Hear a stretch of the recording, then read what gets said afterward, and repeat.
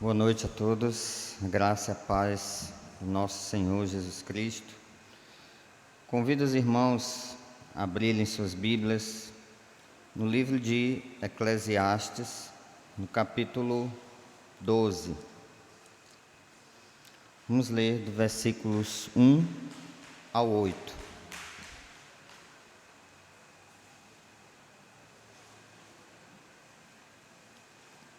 Eclesiastes 12,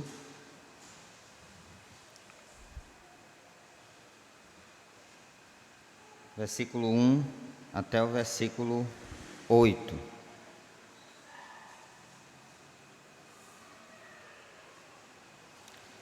Diz assim a palavra do Senhor: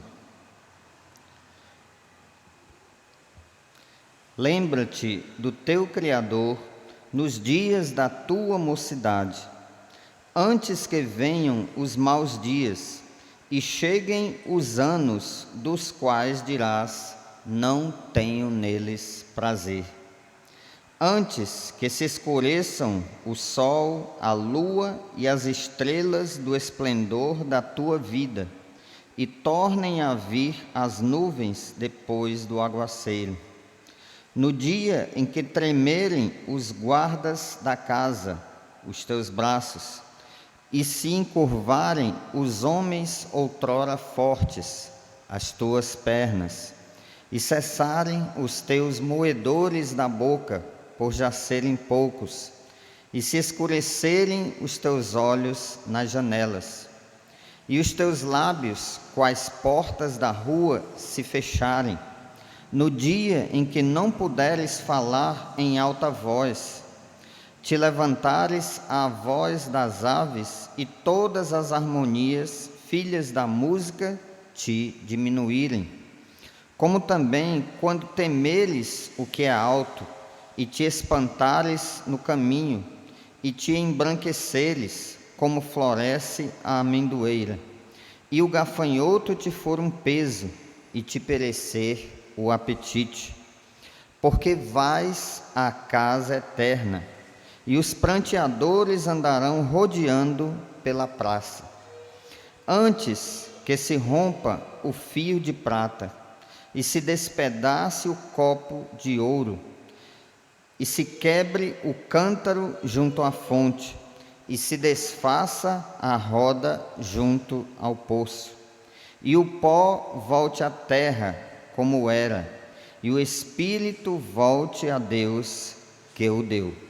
Vaidade de vaidade, diz o pregador, tudo é vaidade.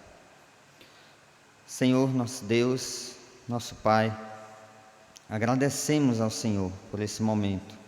Agradecemos por estarmos aqui reunidos em Teu nome, por termos a Tua palavra em mãos, por podermos cultuar livremente ao Senhor, podermos adorar a Ti, podermos cantar e louvar ao Senhor, podermos orar, falar contigo e saber que o Senhor está a nos ouvir.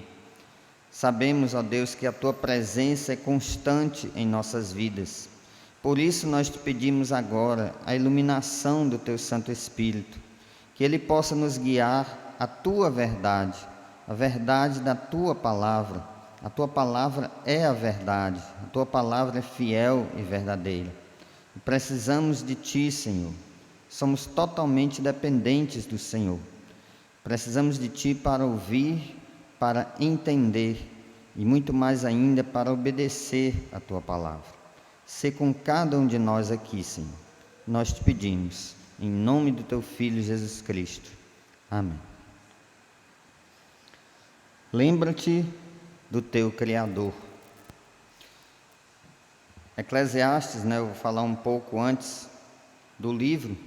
Esse livro de Eclesiastes faz parte dos chamados livros poéticos da Bíblia, ou os livros de sabedoria, aos quais estão também Jó, Salmos, Provérbios e Cantares. Essa palavra Eclesiastes vem do hebraico Coelete e significa aquele que convoca uma assembleia e fala para ela. Isso é o que significa Eclesiastes. quando essa expressão é traduzida para o grego, temos a palavra Eclesiastes, ou o pregador. O termo pregador é um sinônimo do Eclesiastes, se referindo a alguém que fala diante de uma assembleia ou de uma eclesia, de uma reunião de pessoas. Apesar do livro não trazer literalmente o nome do autor, entendemos facilmente que foi Salomão quem o escreveu, pois o livro começa dizendo que o autor é filho de Davi, rei de Jerusalém. Capítulo 1, versículo 1 diz: palavra do pregador, palavra do Eclesiastes, filho de Davi, rei de Jerusalém. O livro também diz que ele compôs muitos provérbios, no capítulo 12, versículo 9. E diz também que o autor se engrandeceu e sobrepujou a todos os que viveram antes dele em Jerusalém, capítulo 1 e versículo 16. O autor também é alguém que se destacou pela sua sabedoria, por sua grande riqueza, por grandes obras e também por ter muitas mulheres. Tudo indica que Salomão tem escrito o livro de Eclesiastes próximo ao fim da sua vida ou próximo ao fim do seu reinado, pois ele relata no capítulo 2 todas as experiências vividas por ele na tentativa de encontrar sentido na vida debaixo do sol, várias vezes, ou debaixo do céu, né? Ele usa bastante essa expressão. O autor fala que buscou desfrutar do vinho, da sabedoria, das muitas riquezas, das grandes obras, enfim, de todos os prazeres que a vida lhe ofereceu. Mas em todas estas coisas ele constatou que eram pura vaidade. Eclesiastes 2, versículos de 9 a 11, ele diz assim: engrandeci-me e sobrepujei a todos os que viveram antes de mim em Jerusalém. Perseverou também comigo a minha sabedoria. Tudo quanto desejaram os meus olhos, não lhes neguei. Nem privei o coração de alegria alguma, pois eu me alegrava com todas as minhas fadigas, e isso era a recompensa de todas elas. Considerei todas as obras que fizeram as minhas mãos, como também o trabalho que eu com fadigas havia feito, e eis que tudo era vaidade, correr atrás do vento, e nenhum proveito havia debaixo do sol. Essa expressão vaidade, né, ou outra versão traduz como ilusão, é bastante repetida no livro. Tudo é vaidade, ou seja, tudo é sem sentido, tudo é ilusão. Mas será que realmente é assim? Nós podemos dizer que na vida tudo é sem sentido, tudo é vaidade? No original hebraico, o termo vaidade significa literalmente um simples sopro, algo passageiro. Isso é o que significa o termo vaidade, algo que passa logo. No sentido abstrato, se refere a algo irreal, efêmero, fútil. Mas será que realmente a vida, ou tudo na vida, é vaidade? Será que é isso que o livro realmente nos ensina? Eu posso dizer, tudo na vida é vaidade, tudo é sem sentido? Ao lermos o livro, devemos ter cuidado para compreender, para não interpretar errado essa expressão, tudo é vaidade. Por um lado, podemos compreender que o autor se refere ao aspecto passageiro da vida. A vida, ela passa rapidamente, e a Bíblia é comparada realmente com um sopro, com uma neblina que logo passa. Então, nesse sentido, entendemos o termo vaidade. A qualquer momento, a vida neste corpo pode cessar. O livro nos informa que o homem não tem poder sobre o dia da sua morte. Eclesiastes capítulo 8, versículo 8. Ninguém aqui sabe o dia da sua morte. Ninguém tem o poder de dizer, eu sei o dia que eu vou morrer. E ele diz que, no mesmo verso, que o homem não tem domínio sobre o vento.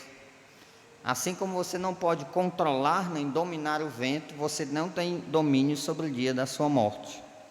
Talvez por isso ele diz que tudo na vida é vaidade e correr atrás do vento. Seria então que a vida é uma grande tolice, uma grande ilusão, que não vale a pena viver? Olhando por essa perspectiva, podemos chegar a uma conclusão errada de que viver não faz sentido nenhum. Mas graças a Deus que o livro vai nos mostrar que existe um Deus que é real, que é o nosso Criador.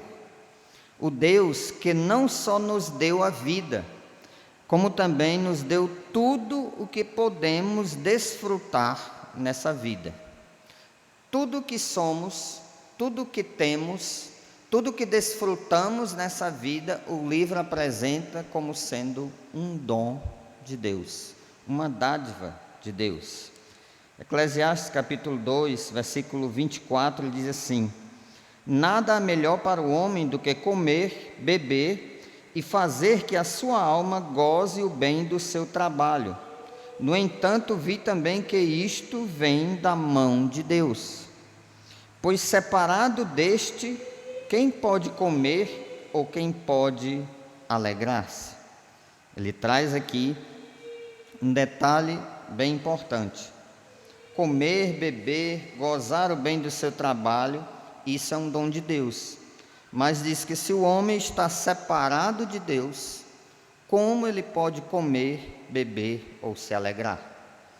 Entendemos, portanto, que o sentido para a vida não está na própria vida. O sentido na vida não está nem na vida e nem nas coisas que adquirimos nesta vida. O sentido da vida está no nosso Criador, aquele que nos deu a vida, aquele que controla e dirige totalmente a vida humana. Concluímos que sem sentido é viver longe do Criador, é viver sem Deus, é não considerar a existência desse Deus. Para esses, a vida é sem sentido, a vida é pura vaidade.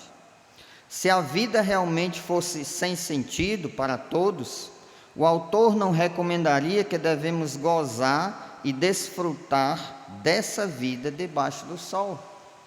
Eclesiastes capítulo 5, versículo 18 e 19, ele diz: eis o que eu vi, boa e bela coisa é comer e beber e gozar cada um do bem de todo o seu trabalho com que se afadigou debaixo do sol, durante os poucos dias que Deus lhe deu, porque esta é a sua porção. Quanto ao homem a quem Deus conferiu riquezas e bens, e lhe deu poder para deles comer e receber a sua porção e gozar do seu trabalho, isto é dom de Deus. Nesses textos entendemos que a vida é um dom de Deus. Tudo que desfrutamos na vida vem de Deus, é Ele quem nos dá. Cada dia que vivemos é também um dom de Deus. É Ele quem nos faz comer, beber e desfrutar do trabalho das nossas mãos. E esse Deus que é o Criador, Ele vê todas as nossas obras. Ele vê tudo o que nós fazemos. O nosso Criador se agrada quando vivemos e reconhecemos que tudo que somos e tudo que temos é fruto da providência divina. Viver com Deus não é vaidade, não é ilusão. Agora, viver sem a perspectiva de que temos o Criador e que iremos nos encontrar com Ele, isso sim é vaidade e correr atrás do vento. Interessante, muito importante, que o autor dá o resumo de todo o livro. Eclesiastes capítulo 12, os 2 últimos versículos. Ele diz assim: de tudo que se tem ouvido, a suma é.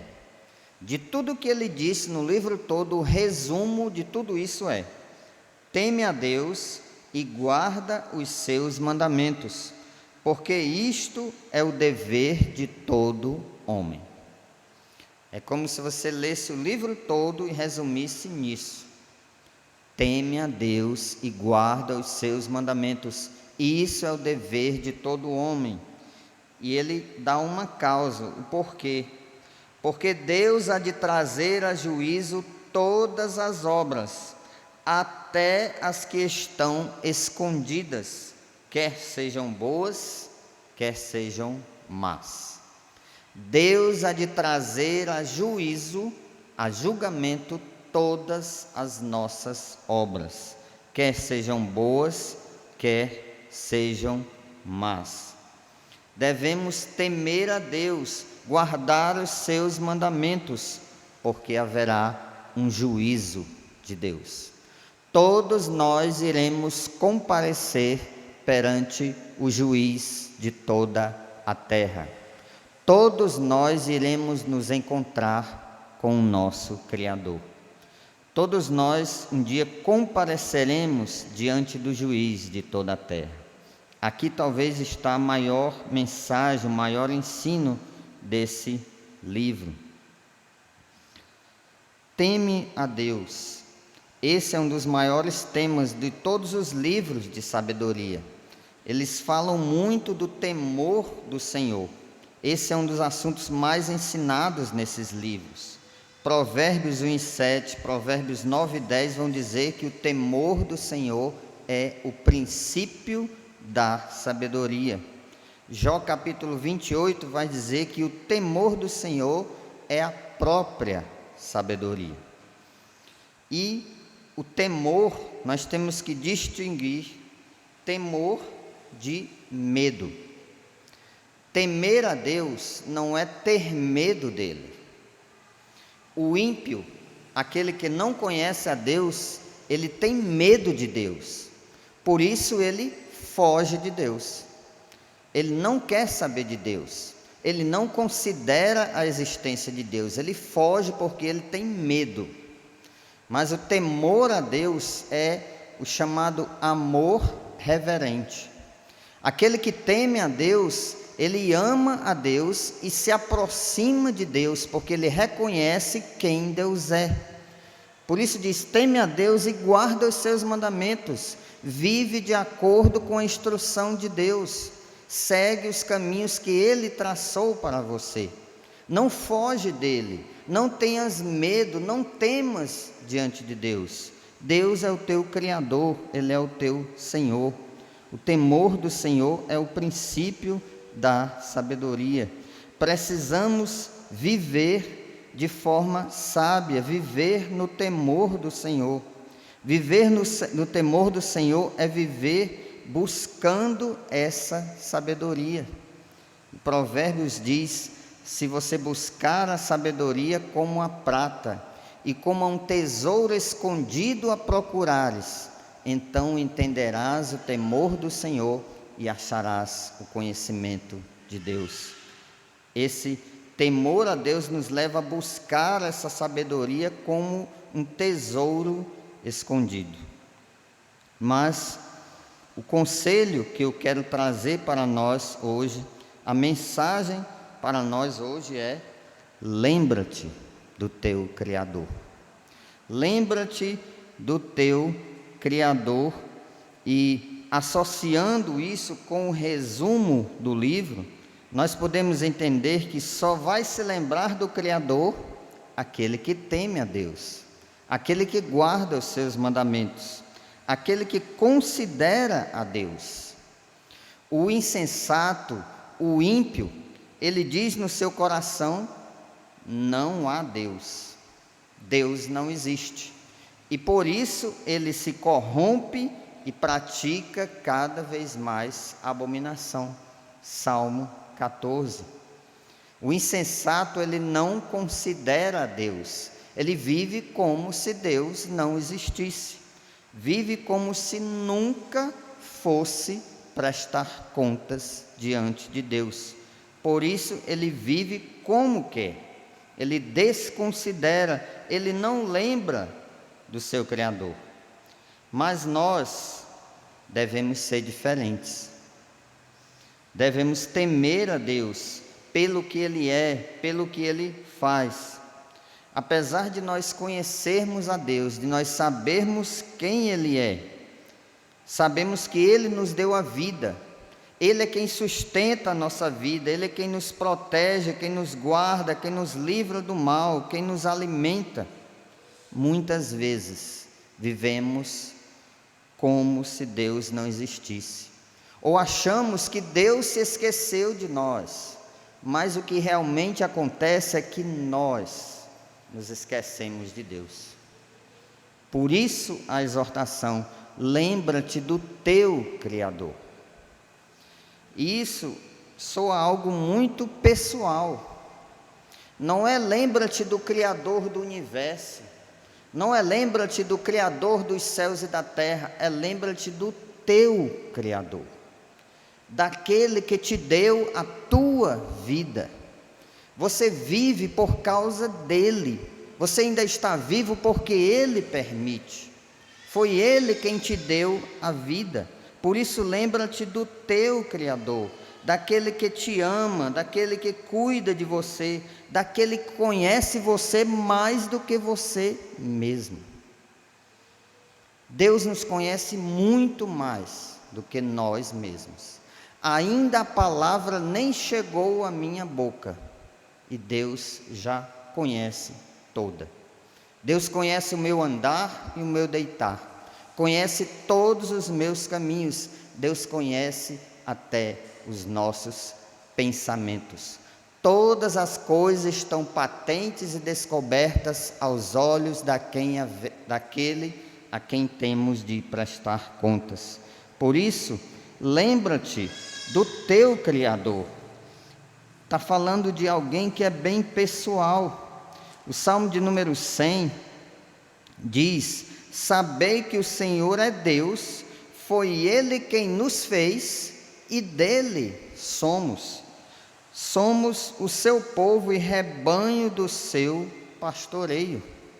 Nós somos ovelhas nas mãos desse grande pastor. Ele conhece cada uma das suas ovelhas. Lembra-te do teu Criador.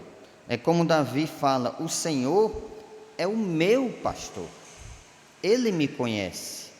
Ele me conhece na minha intimidade, sabe quem eu sou, sabe de tudo na minha vida. Por isso, lembra-te do teu Criador. E ele vai usar 3 vezes a expressão antes que. Versículo 1, versículo 2 e versículo 6. Lembra-te do teu Criador antes que. Antes que aconteçam 3 coisas inevitáveis. Coisas que não podemos evitar, que não podemos fugir delas. Coisas que certamente acontecerão na nossa vida. Lembra-te do teu Criador antes que aconteçam essas coisas. Essa é a mensagem para nós. Primeiro conselho é: lembra-te do teu Criador antes que venham os dias maus. Lembra-te do teu Criador nos dias da tua mocidade, antes que venham os maus dias e cheguem os anos dos quais dirás: não tenho neles prazer. Noutra versão diz: dias difíceis, antes que venham o tempo da aflição.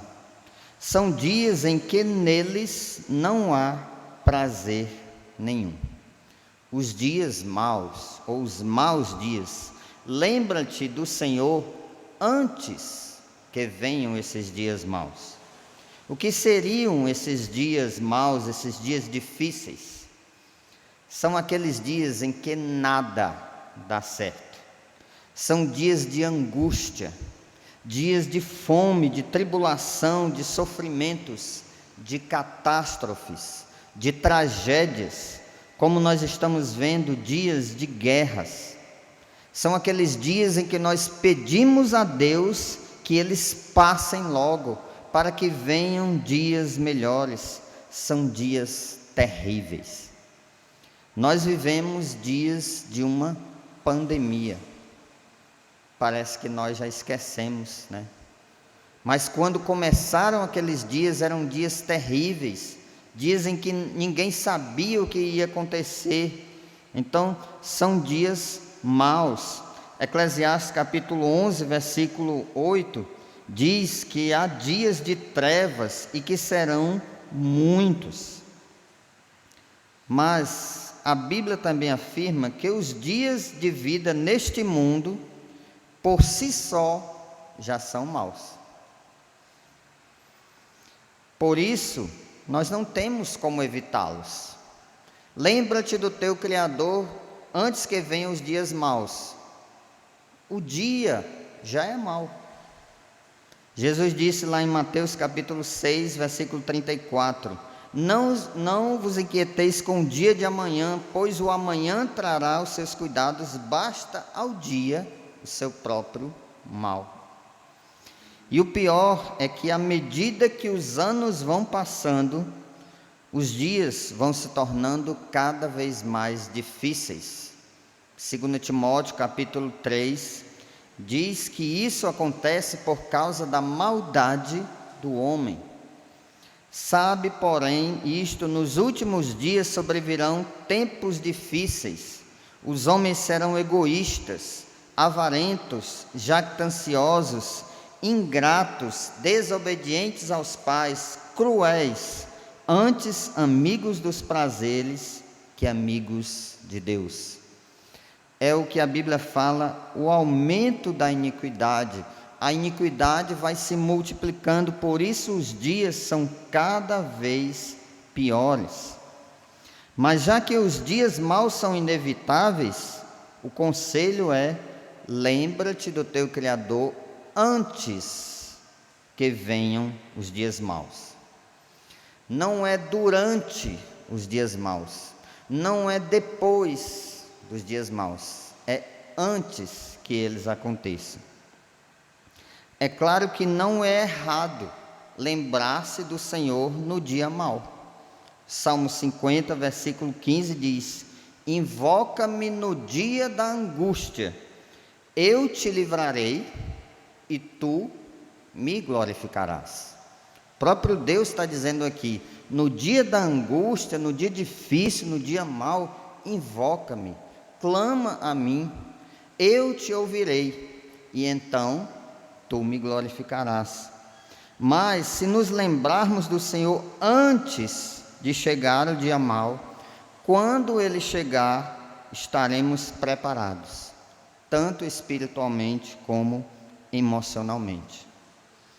Temos um exemplo bem conhecido de um homem que se lembrava do seu Criador antes dos dias maus.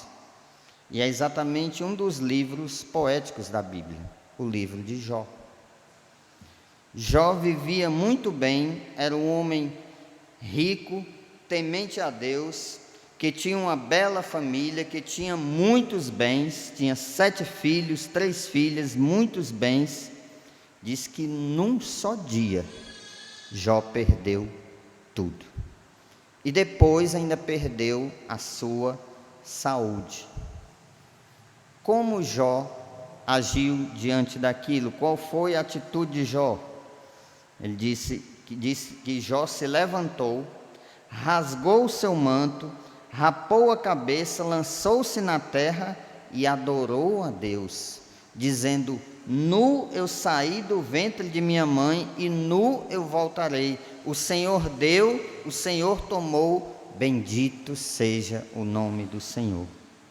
Diferentemente de Jó, a mulher dele disse: amaldiçoa o teu Deus e morre.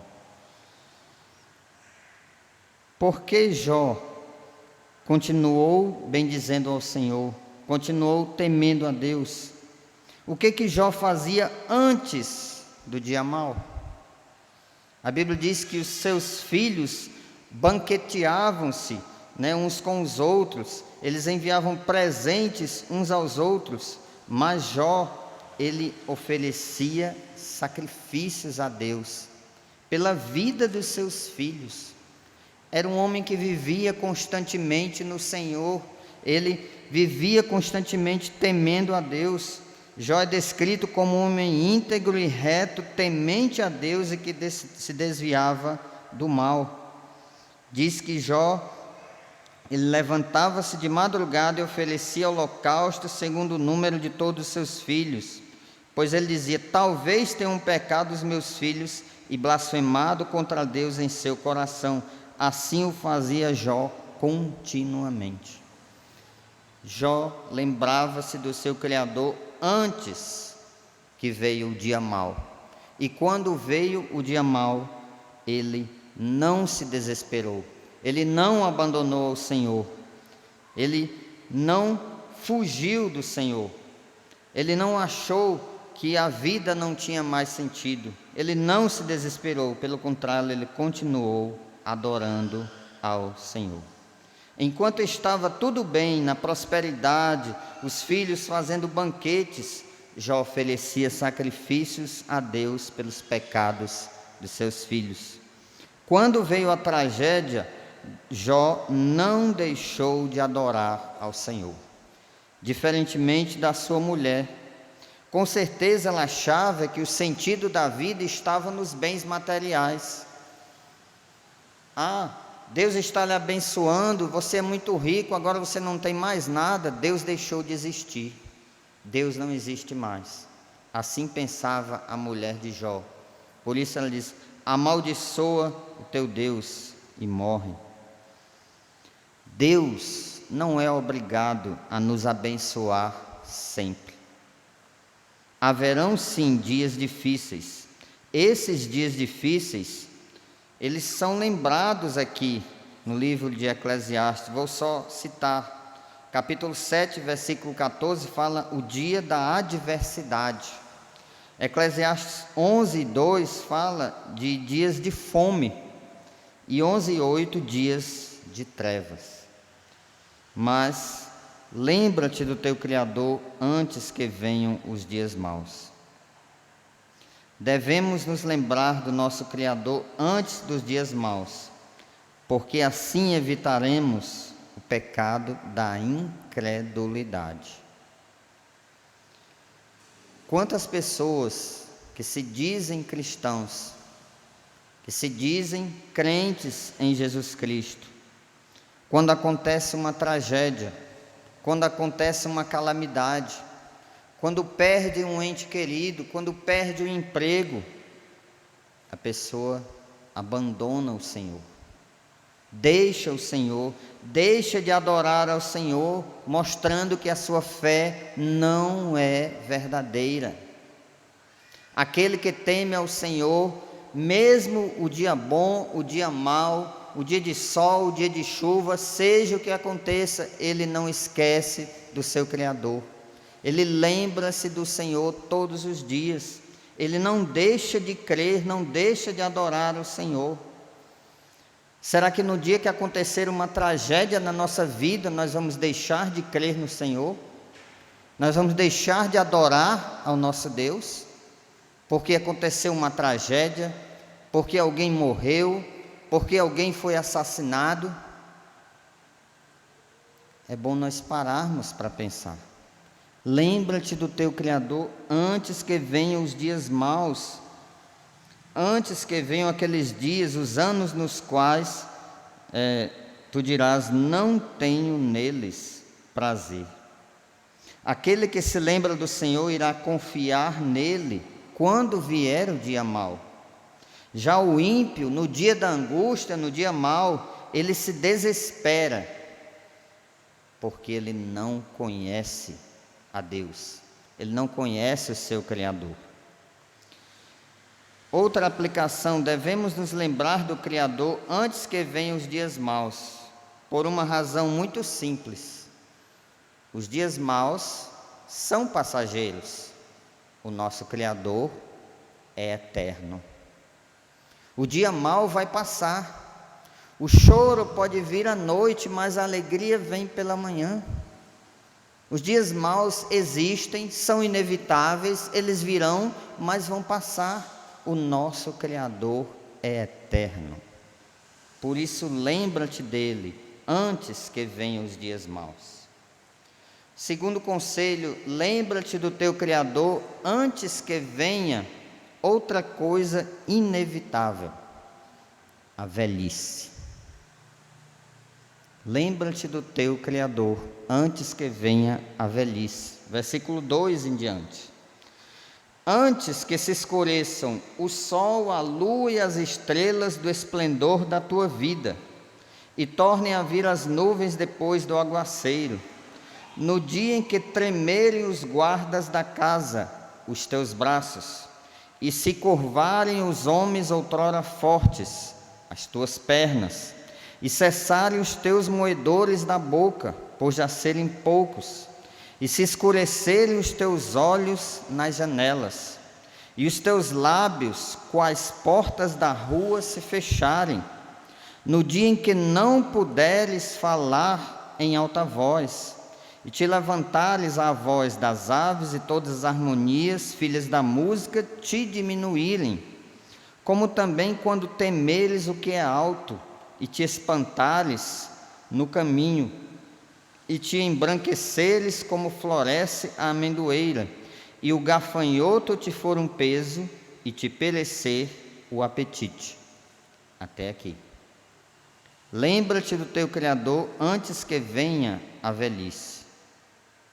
Assim como os dias maus são inevitáveis, a velhice também é inevitável.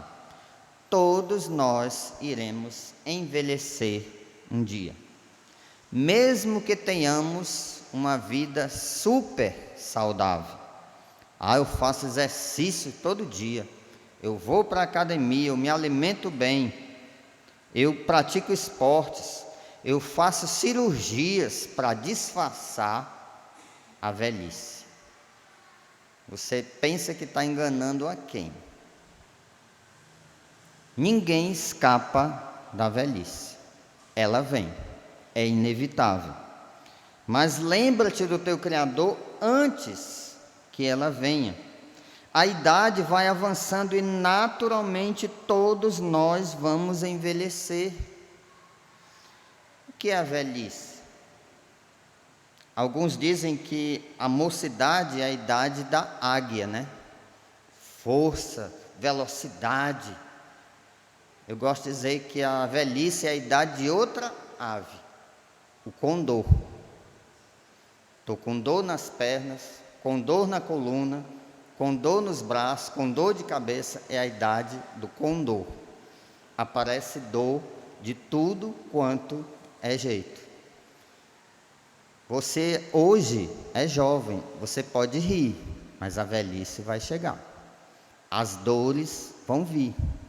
Você vai começar a sentir. É inevitável. Não devemos deixar para lembrar do Senhor só quando estivermos velhos ou aposentados. Quantas pessoas, infelizmente, dizem assim: quando eu me aposentar, eu vou servir ao Senhor.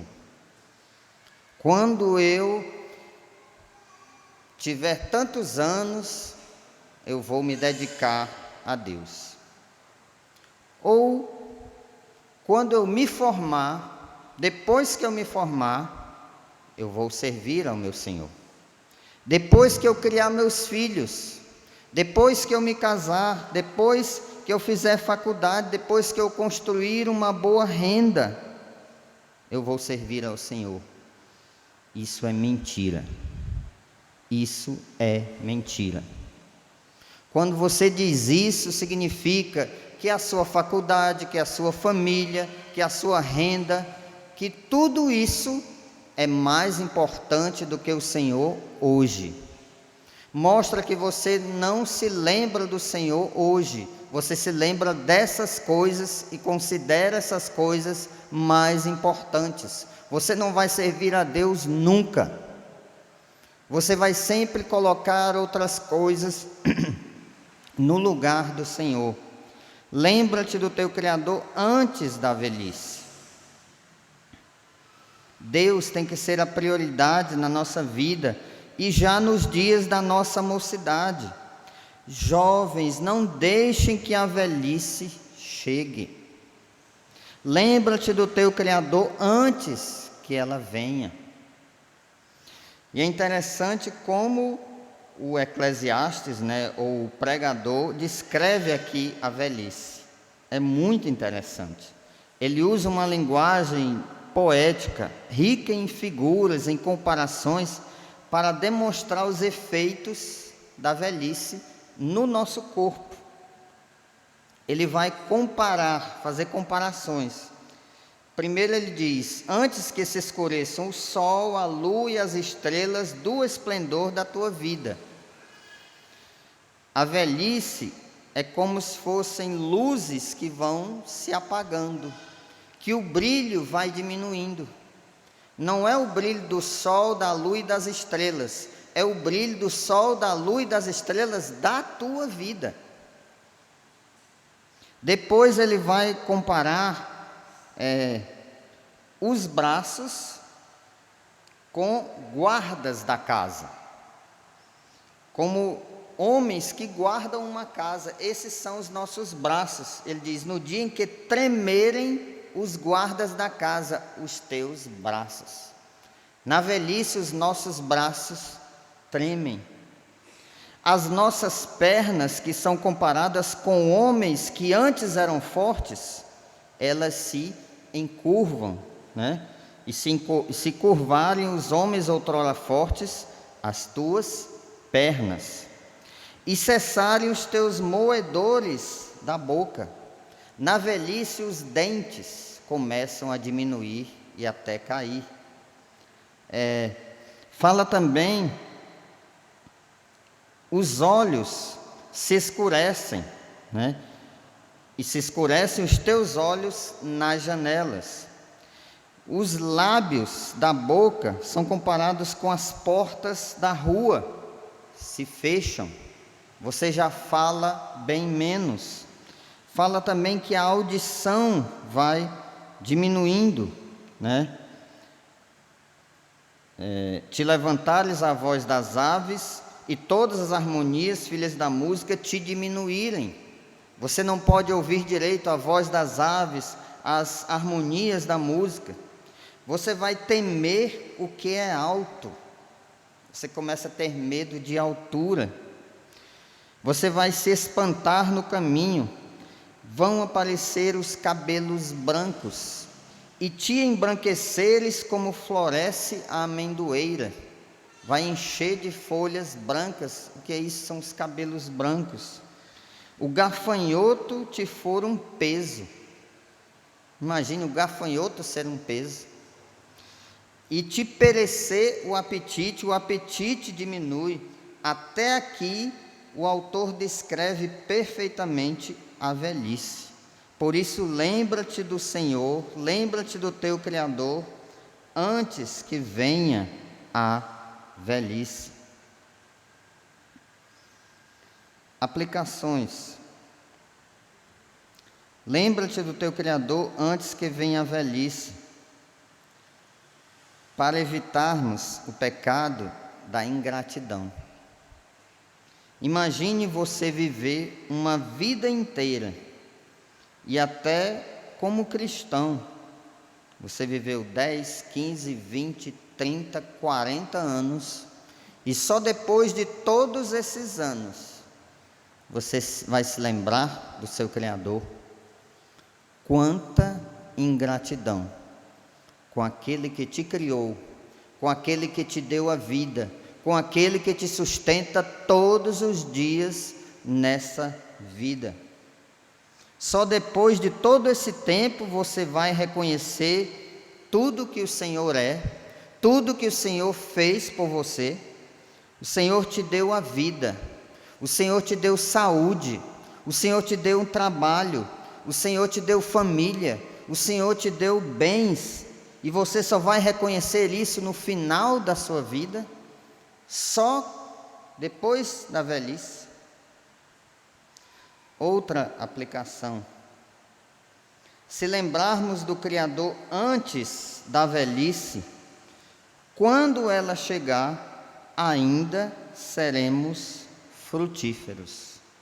Olha o que diz o Salmo 92, versículo 12: o justo florescerá como a palmeira, crescerá como o cedro no Líbano, plantados na casa do Senhor, florescerão nos átrios do nosso Deus. Na velhice darão ainda frutos, serão cheios de seiva e de verdor, para anunciar que o Senhor é reto, Ele é minha rocha e nele não há injustiça. Se lembramos do nosso Criador antes da velhice, quando a velhice chegar, ainda na velhice, seremos frutíferos. E velhice não é desculpa para não servir a Deus, não é desculpa para não servir na obra do Senhor. Aqui diz que o justo vai florescer. E como é que vive o justo? Plantado na casa do Senhor. Ele viveu na casa do Senhor, viveu a sua vida considerando o Senhor, temendo a Deus, adorando ao Senhor, vivendo para Ele.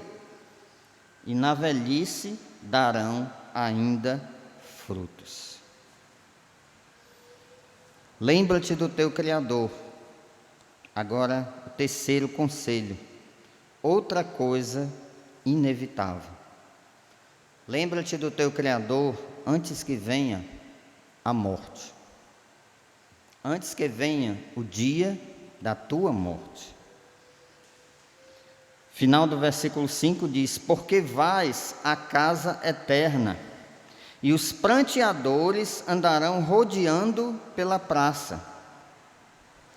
Antes que se rompa o fio de prata, e se despedace o copo de ouro, e se quebre o cântaro junto à fonte, e se desfaça a roda junto ao poço, e o pó volte à terra como era, e o espírito volte a Deus que o deu. Lembra-te do teu Criador antes que venha a morte. Como eu falei, os maus dias são inevitáveis. A velhice também é inevitável. A morte também. Se estamos vivos, a única certeza que temos é que morreremos. Ou você acha que não vai morrer um dia? Ou você acha que a morte não te atingirá? A única certeza que temos é que um dia nos encontraremos com o Senhor. Apesar de que a morte não significa o fim da existência. Não pense que existe o aniquilamento da alma. Não. Morte não é o fim da existência. A morte física é apenas a cessação da vida neste corpo. A Bíblia diz que em Adão todos morrem, mas em Cristo todos serão vivificados. O que significa? Que em Cristo todos serão salvos? Não. Que todos em Cristo serão ressuscitados. Todos os mortos vão ressuscitar. No dia da vinda de Cristo, todos irão ressuscitar. O cristão, aquele que teme ao Senhor, ele é diferente do ímpio. Ele entende que a morte não é o fim. E ele é aconselhado a lembrar-se do seu Criador antes que venha a morte. Já o ímpio, ele não conhece a Deus. Por isso, quando vem o dia mau, ele questiona, ele se revolta contra Deus. O ímpio também não aceita a velhice. E ele tem pavor da morte, porque ele sabe que depois da morte segue-se o juízo de Deus. Aos homens está ordenado morrerem uma só vez, depois o juízo. Entre a morte e o juízo, é claro que existe a ressurreição. Você não vai ser julgado sem ressuscitar, né? Então, a morte, ressurreição, o dia da vinda de Cristo e o juízo. Aquele que se lembra do seu Criador está sempre confiante, não teme o dia mau, não teme a velhice e também não teme a morte. A Bíblia diz que nem a morte pode nos separar do amor de Deus que está em Jesus Cristo, nosso Senhor. Por que temer a morte? A morte é algo tão normal quanto a vida. Eu já estou com algum tempo aqui, o tempo está passando. Que tempo é esse que está passando? É o tempo da nossa vida nesse corpo. Ele está diminuindo, ele está acabando. A morte um dia vai vir para todos. Lembre-se, sempre que você olhar para um relógio, o tempo está passando. O tempo da minha vida, da sua vida, está passando. Depois da morte, há o juízo, o momento de acertar as contas com o seu Criador. E aqui o autor também vai descrever a morte, primeiro como a ida a uma casa eterna. Ele diz: porque vais à casa eterna e os pranteadores andarão rodeando pela praça. Quando morremos, nós vamos para um lugar que é eterno. De lá não saímos mais. E só existem dois caminhos depois da morte. Ou o céu, um lugar de descanso, um lugar de paz, de alegria, de gozo com o Senhor, ou o inferno, um lugar terrível, de trevas, um lugar de condenação, de desespero, de tormento. Todos morrem e todos vão para uma casa eterna. Não podem passar de um lugar para outro. Os que estão no céu não podem ir para o inferno, nem quem está no inferno não pode ir para o céu. Essa casa é eterna. Apesar de alguns que creem em reencarnação, a Bíblia diz que os homens morrem uma só vez e vindo depois o juízo. Por isso, lembra-te do teu Criador antes de você ir para essa casa eterna, antes de você ir para esse lugar que é eterno. Aqueles que Deus escolheu para habitar com Ele vão para um lugar de eterno consolo, paz e descanso.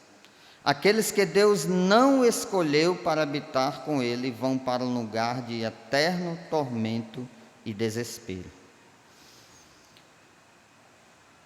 Eclesiastes nos mostra que a vida aqui nesse mundo já pode ser sem sentido, se nós não consideramos a Deus. Imagine uma eternidade longe de Deus. Esse é o pior tormento, a pior condenação. A Bíblia diz que os homens serão banidos da face do Senhor para sempre, isso eternamente. Os homens serão atormentados pelos séculos dos séculos. Qual será a sua casa eterna? Para onde você irá? Aqui também o autor vai ilustrar a figura da morte, usando 4 elementos. Versículo 6. Antes que se rompa o fio de prata, e se despedace o copo de ouro, e se quebre o cântaro junto à fonte, e se desfaça a roda junto ao poço. 4 elementos. Todos esses 4 elementos são coisas muito valiosas naquela época. Coisas que são quebradas ou destruídas e que não dá mais para restaurar. Fala de um fio de prata rompido, um copo de ouro despedaçado, um cântaro, um vaso, quebrado junto à fonte, e uma roda junto ao poço que é desfeita, aquela roda, aquela corda que era usada para puxar a água do poço. Isso nos ensina o quanto a vida é valiosa para Deus e muito mais para nós mesmos. Não podemos desperdiçar a vida. Depois que alguém morre, é como um fio de prata que se rompe, um copo de ouro que se despedaça, um jarro que se quebra. Não dá mais para voltar atrás e restituir. A vida é muito preciosa, nossa vida é muito valiosa para Deus e para nós, não podemos desperdiçá-la. Por isso, os versículos anteriores, no capítulo 11, ele fala assim, versículo 9: Alegra-te, jovem, na tua juventude, recreie-se o teu coração nos dias da tua mocidade, anda pelos caminhos que satisfazem o teu coração e agradam os teus olhos. Sabe, porém, que de todas estas coisas Deus te pedirá conta. Ou seja, vive a vida. A vida é para ser vivida, mas vive a vida temendo a Deus, guardando os seus mandamentos, lembrando-se do seu Criador, porque Deus vai pedir conta de tudo o que nós fizemos na vida. E aí ele vai descrever a morte, versículo 7: E o pó volte à terra como era, e o espírito volte a Deus que o deu. Isso é a morte física. O pó volta à terra. Quando Adão e Eva pecaram, Deus disse: Tu és pó, e ao pó tornarás. Você vai voltar ao pó. O nosso corpo foi feito do pó da terra, e quando morremos, o pó volta ao pó. O pó da terra volta para a terra. E o espírito volta a Deus que deu. A morte traz para nós um reencontro com o Criador. Aquele que nos deu a vida vai agora nos receber de volta. O espírito volta a Deus que o deu. Aprendemos aqui que tanto a nossa vida quanto a nossa morte estão nas mãos do Criador. Lembra-te do teu Criador antes que venha o dia da tua morte. Nós não sabemos qual será esse dia, por isso devemos nos lembrar do Criador todos os dias da nossa vida. Todos os dias, sejam bons, sejam maus, seja na juventude, seja na velhice, e seja antes da morte. Depois da morte, segue-se o juízo. O homem que não teme a Deus, ele tenta desesperadamente fugir do juízo de Deus. Por isso inventou a reencarnação, inventou o purgatório, a intercessão dos santos, a intercessão de Maria, missas e orações pelos mortos. Mas a verdade é que aqueles que se lembram do Criador antes da morte, talvez consigam evitar uma eternidade no inferno. Para esses que ainda não conhecem a Deus, a mensagem é: buscai o Senhor enquanto se pode achar, invocai-o enquanto Ele está perto. Deixe o perverso os seus caminhos, o iníquo os seus pensamentos. Converta-se ao Senhor, que se compadecerá dele, porque Deus é rico em perdoar. Volte-se para o Senhor enquanto há esperança, enquanto há oportunidade. Se alguém só se lembra de Deus quando está diante da morte, ou às vezes não da sua morte, mas da morte de outra pessoa, isso demonstra que a pessoa viveu toda uma vida desprezando a Deus. Viveu como se Deus não existisse. Por isso, infelizmente, não escapará do juízo de Deus. Lembra-te do teu Criador antes dos dias maus, antes da velhice, antes da morte. Essa mensagem deve encher o nosso coração de temor, porque Deus, Ele não é só o Criador, Ele é o Senhor, Ele é o dono de todas as coisas. Nós somos totalmente dependentes dEle. Dependemos dEle para respirar, para falar, para comer, para caminhar, para trabalhar, para viver. Por isso não podemos deixar de lembrar do Senhor, não podemos deixar de reconhecê-lo em todos os nossos caminhos, em todos os momentos da nossa vida. Aprendemos com o resumo do livro que é dever de todo homem temer a Deus e guardar os seus mandamentos. Devemos viver de forma sábia, como diz a Efésios, devemos viver remindo o tempo, porque os dias são maus. Devemos viver com sabedoria. Devemos considerar que Deus irá trazer a juízo todas as obras, até as que estão ocultas. Mas quem ficará de pé diante do juiz de toda a terra? Só será livre da condenação eterna aquele que ouvir a palavra de Deus e crer no seu Filho Jesus Cristo. Jesus disse: quem ouve a minha palavra e crê naquele que me enviou tem a vida eterna. Não entra em juízo, mas passou da morte para a vida. E Apocalipse vai descrever a cena do juízo final.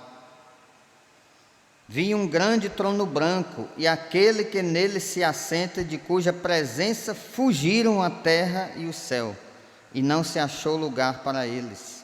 Vi também os mortos, os grandes e os pequenos, postos em pé diante do trono. Então se abriram livros. Ainda outro livro, o livro da vida, foi aberto. Graças a Deus que existe o livro da vida. E os mortos foram julgados segundo as suas obras, conforme o que se achava escrito nos livros. E aí diz: deu o mar os mortos que nele estavam, a morte e o além entregaram os mortos que neles havia, e foram julgados um por um segundo as suas obras. Então a morte e o inferno foram lançados para dentro do lago do fogo. Esta é a segunda morte, o lago do fogo. E se alguém não foi achado inscrito no livro da vida, esse foi lançado para dentro do lago do fogo. É uma cena terrível. Um julgamento de acordo com aquilo que está escrito nos livros. Por esses livros, ninguém é salvo. Pelas nossas obras, todos serão condenados. Mas ele vai dizer que é condenado aquele que não foi achado inscrito no livro da vida. Existe outro livro, o livro da vida.